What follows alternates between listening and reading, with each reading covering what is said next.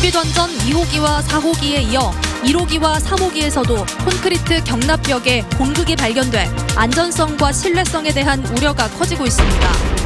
광주형 일자리 사업을 성공시키라는 여야 정치권의 독려와 압박이 연일 이어지고 있습니다. 한국노총은 현대차와의 협상 전권을 광주시에 위임한다고 거듭 밝혔습니다. 여러 구설수에 올랐던 최규성 한국농어촌공사 사장이 취임 9달 만에 낙마했습니다. 수능시험을 치른 고3 학생이 무면허로 렌터카를 몰다 전봇대를 들이받고 숨졌습니다. 여러분 안녕하십니까? 광주 MBC 뉴스데스크입니다. 한빛원전의 안전성과 직결되는 원자로의 경납 건물이 부실투성입니다. 1호기부터 4호기까지 점검하는 족족 빈틈이 무더기로 나오고 있습니다. 한빛원자력본부는 이 같은 사실을 설명회 자리에서 공개했는데 과정을 보면 공개가 아니라 마지못해 시인한 셈이었습니다. 남궁욱 기자가 취재했습니다.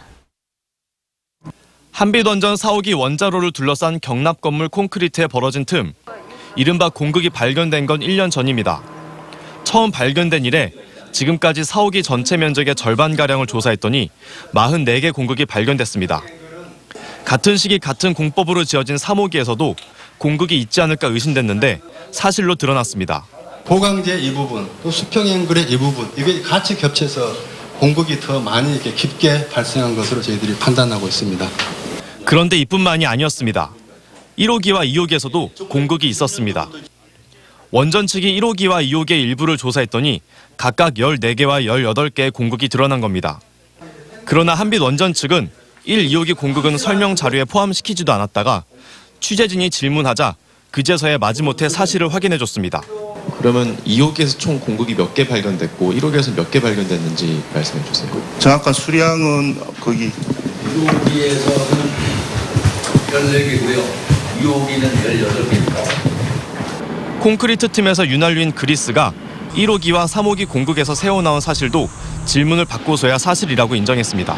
여기도 어쨌거나 그리스가 새어 나왔다는 것은 그 텐덤에서 그 시스관에서 새어 나왔다고 주장하시는 거죠? 한 군데 에머전시 해치라고 비상시에 사람이 출입하는 그 대구경 관통부가 있는데 그쪽 하부에서 그리스가 맺힘을 확인했습니다. 참석자들은 처음부터 투명하게 다 공개하지 않을 거면 왜 설명회를 열었냐며 목소리를 높였습니다. 확인도 안 하고 나서 그것이 되느냐 안 되느냐 이 말씀을 하시면 안 되지 않습니까? 사실 한빛원전의 말대로라면 현재 가동이 중단돼 있는 1, 2, 3, 4호기 모두에서 공극이 발견된 셈입니다. 이에 대해 한빛원전은 공극이 원자로 안전성에 미치는 영향에 대해 미국의 전문기관에 검증을 맡겼다고 밝혔습니다.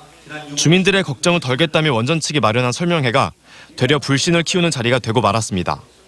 MBC 뉴스 남궁욱입니다. 광주형 일자리는 정치권에서도 뜨거운 이슈입니다. 초당적인 지원 약속이 잇따라 나오는가 하면 광주에서 실패하면 다른 지역으로 옮기자는 얘기도 요즘 부쩍 거론되고 있습니다. 보도에 정용욱 기자입니다.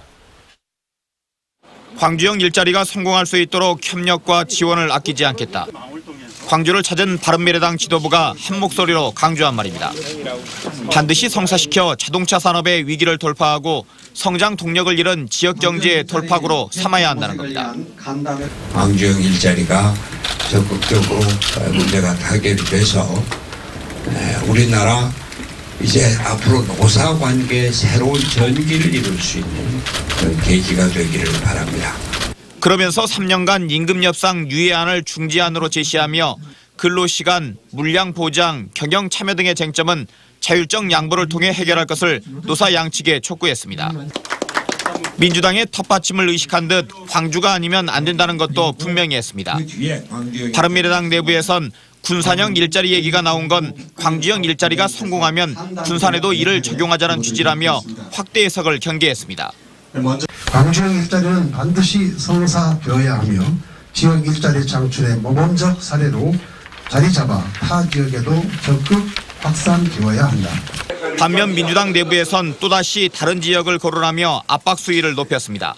광주에서 합의가 안 되면 다른 지역을 대상으로 공모해 사회적 맞춤형 일자리를 추진하자는 겁니다. 공모제로 전환을 해서 오늘 군산에서 오셨는데요. 경남이라든가 그 창원, 거제도 등등에서도 그 광주형 일자리에 대한 아주 관심을 많이 보이는 그러한 도시들이 있는데 정치권에서도 한 이슈로 떠오르고 있는 광주형 일자리. 지지부진한 현대차와의 협상이 타결되면 여야 정치권의 지원이 적지 않을 것만은 분명해 보입니다. MBC 뉴스 정용욱입니다.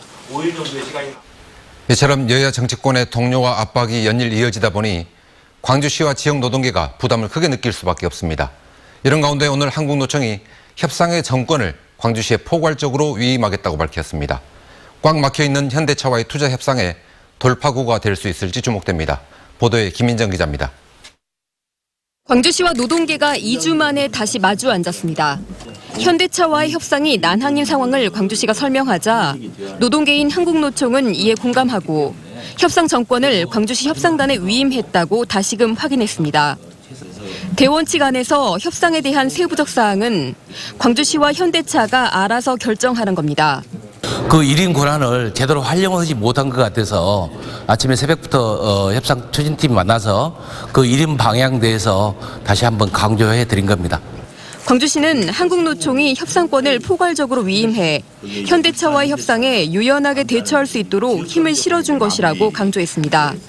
정례 합의를 봤던 것은 좀 제한적 의미의 위임이라면은 오늘은 포괄적 의미로 협상의 정권을 위임을 해줬기 때문에 저는 이제 현대차와 투자 유치 성공을 위해서 광주시는 한국노총의 포괄적 위임을 토대로 국회 예산안 법정 시한인 다음 달 2일 전에 현대차와의 합의를 끌어내기 위해 다시 막판 총력전에 나섭니다.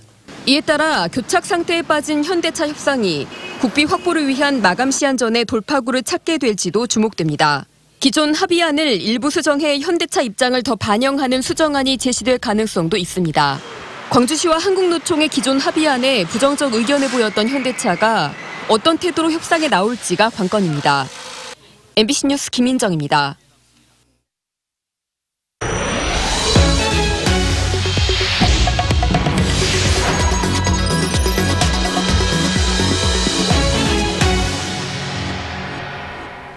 최규성 한국농어촌공사 사장이 취임 9달 만에 낙마했습니다. 친형의 도피 행각을 도운 혐의로 검찰의 수사를 받을 가능성이 높아진 데다 태양광 업체를 운영했던 이력까지 논란이 되자 사의를 표명한 것으로 보입니다. 이계상 기자가 보도합니다. 농어촌공사 최규성 사장이 청와대와 농림축산식품부에 전격적으로 사의를 표명했습니다. 최 사장의 사표는 하루 만에 수리됐고 취임 1년도 안 돼 결국 퇴진했습니다. 최 사장은 친형인 최기호 전 전북교육감에 대한 검찰의 수사가 자신에게까지 확대되자 크게 부담을 느낀 것으로 알려졌습니다. 그에게 뇌물을 받은 혐의로 검찰 수사선상에 오른 최 전 교육감이 도피 생활을 한 과정에 최 사장이 개입한 정황이 드러났습니다. 이에 따라 최 사장이 조만간 검찰에 소환될 거라는 전망이 나오면서 전격 사퇴 결정을 내린 것으로 전해졌습니다. 여기에다 태양광 업체 대표를 역임한 이력 역시 농어촌공사 사장직을 수행하기 어렵게 한 것으로 보입니다. 최 사장은 자신이 대표로 있던 태양광 업체가 농어촌공사와 거래가 없었다며 적극적인 해명에 나섰지만 7조 원대의 태양광 발전 사업을 추진하는 공기업의 수장으로서 부적합하다는 여론을 돌파하기엔 부담이 컸던 것으로 분석됩니다. 최 사장의 낙마로 7조 원대의 태양광 사업 계획도 결국 수정이 불가피할 것으로 전망됩니다. MBC 뉴스 이계상입니다. 수능시험을 치른 고3 학생이 무면허로 운전을 하다 전봇대를 들이받고 숨졌습니다. 렌트한 차량을 새벽에 과속으로 몰다 사고를 낸 것으로 보입니다. 조희원 기자가 취재했습니다. 칠흑같이 어두운 새벽, 차 한 대가 빠른 속도로 지나갑니다. 마주오던 차들은 속도를 줄입니다. 오늘 새벽 4시 20분쯤 여수시 학동의 한 도로에서 승용차 한 대가 전봇대를 들이받았습니다. 네, 이곳은 사고가 난 현장입니다. 보시는 것처럼 사고의 충격으로 전봇대에서는 변압기도 떨어졌고요. 벽 쪽을 보시면은 타이어가 튕겨져 나간 자국도 남아 있습니다.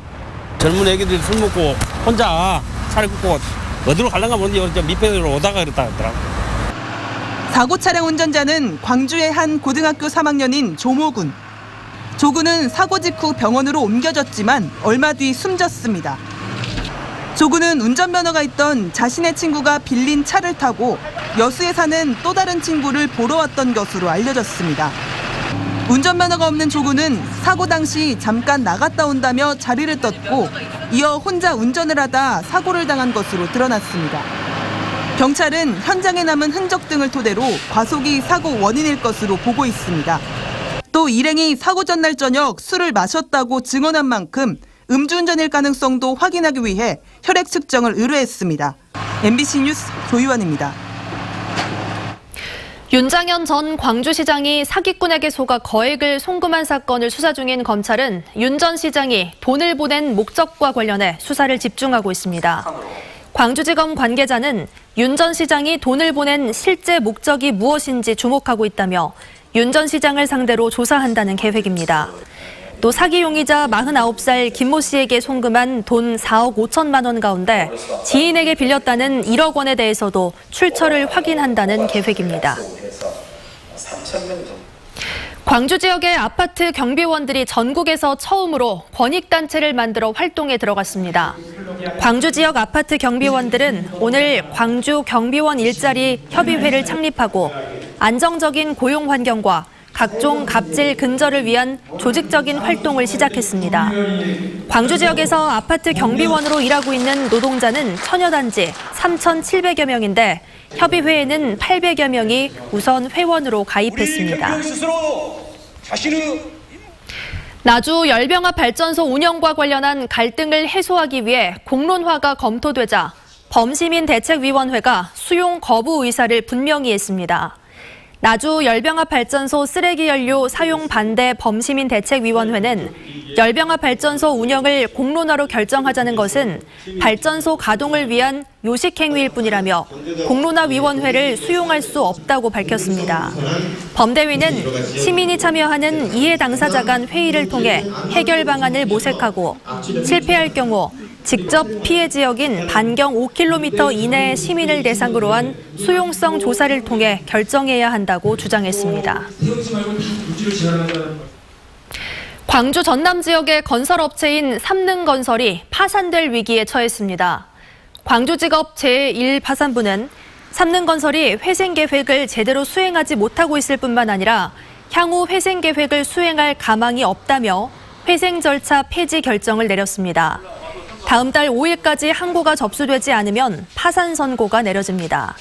삼능건설은 한때 광주 지역 시공능력 평가액으로 광주 1위를 달성하기도 했던 중견기업이었지만 지난 2009년 유동성 위기에 몰리면서 법정 관리에 들어갔습니다.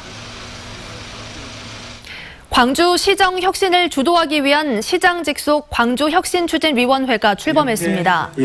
추진위에는 경제 분야와 학계, 시민사회 등 다양한 분야의 전문가들이 위원으로 참여해 혁신 정책을 발굴해 제안하고 시정을 자문하거나 조정하는 역할을 맡습니다.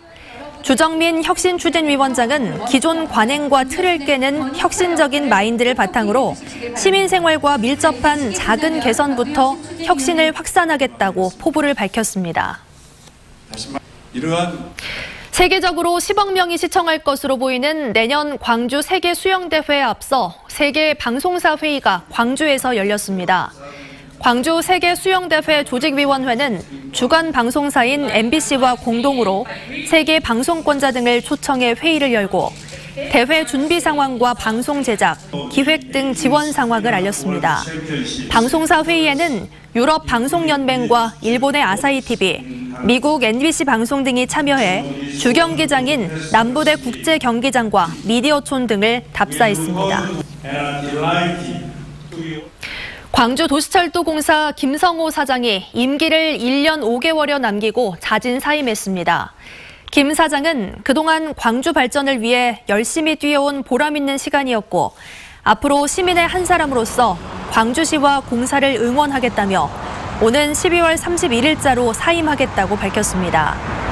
김 사장은 오는 2020년 5월까지 임기를 남겨둔 상태였지만 무기계약직 채용 비리와 고은 보복석 인사 등으로 논란을 빚었습니다.